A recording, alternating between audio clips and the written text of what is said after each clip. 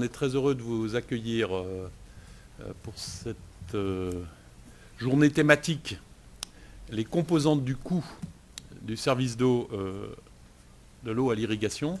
Donc le sujet d'aujourd'hui nous est particulièrement cher, si je puis dire, s'agissant des coûts à l'AFD, puisque relancer les politiques d'investissement en irrigation, ce qui est demandé par beaucoup de nos partenaires, notamment en Afrique subsaharienne et en Méditerranée, ça suppose de considérer l'ensemble des coûts d'investissement, des coûts de maintenance, des coûts de renouvellement, et de se poser la question de qui paye quoi, d'autant que les coûts unitaires sont tout à fait importants.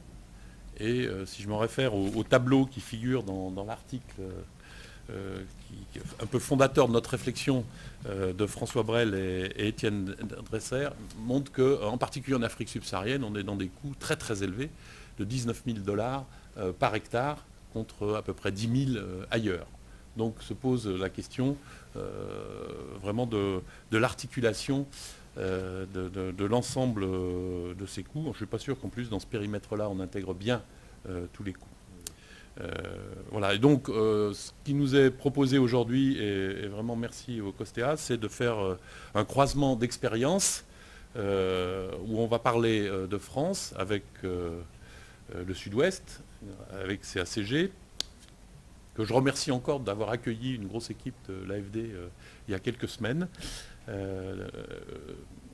le Sénégal, avec la SAED et la SOGED, qui permettra de traiter une problématique de solidarité peut-être entre les différents usagers d'une ressource hydraulique qui peut servir aussi à l'hydroélectricité. Le Cambodge, qui sera évoqué, j'espère que l'agence de Phnom Penh pourra nous rejoindre, mais en tout cas Vatché est la bonne personne pour en parler précisément. Et puis le coût du service de l'eau au Maroc, dans le cas du périmètre irrigué de Tadla, avec Hassan Ben Abderrazik qui nous en parlera. Très bien. Voilà, et donc sans plus attendre, je donne la parole à François pour introduire, cadrer les discussions.